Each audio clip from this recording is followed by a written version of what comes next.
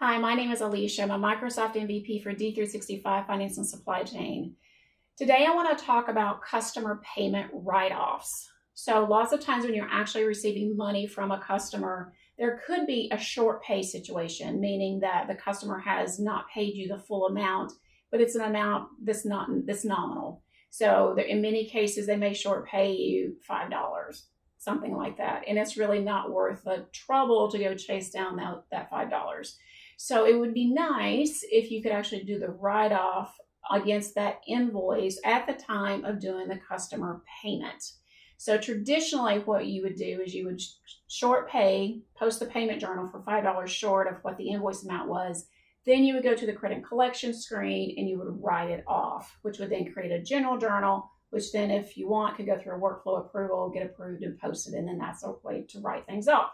Perfectly fine to do. But there are times where you might not want to do that because, again, it's just not worth the level of effort to write off that $5. So today I want to show you how you can do write-offs for things like short pay on the customer payment journal at the time of doing the payment. So what I did is I created a new customer record so we would have just very clean data. So I created a new customer with 2 invoices on here, and I want to go through and short pay one of these so you can see the process. We are now going to create our customer payment journal. So I've already clicked new and created the header for my payment journal. Then I will click on enter customer payments, and I'm going to enter my customer code. For the payment reference, this will be the check number, the wire number, or some piece of information that's pertinent or important to you. We're going to pay this for $5,900. We're going to say they short paid us $100. And then down here, I'm going to mark this particular line, and I'm going to say amount to pay is $5,900. And then our method of payment, we'll just go ahead and mark this as being a check. And that's all we have to do. So now we're going to click Save in Journal. Now they short paid us, right, $100. So we're going to go back and look at our lines. Here we're going to go into Deductions. And I'm going to click New. You can set up different types. And again, the reason this matters is because you have GL account numbers that are sitting behind these. So different reasons or types can get posted to different parts of your trial balance. So I'm going to click Short Pay.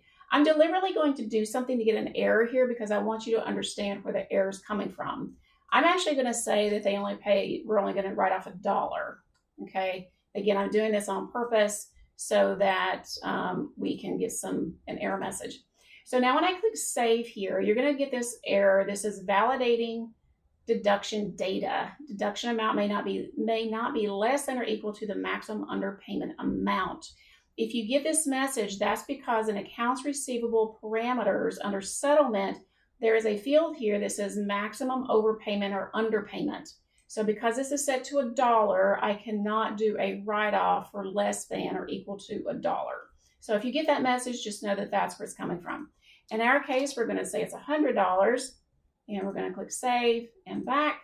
And I think I pointed it out, but maybe I didn't. I referenced that particular invoice. So if I go back into my deductions, you'll see that I did select the invoice that I wanted to write that off against.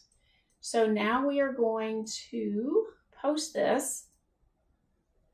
And what we should see when we go look at the customer transaction is that this invoice is fully settled, and we will be able to see that $100 of that was written off.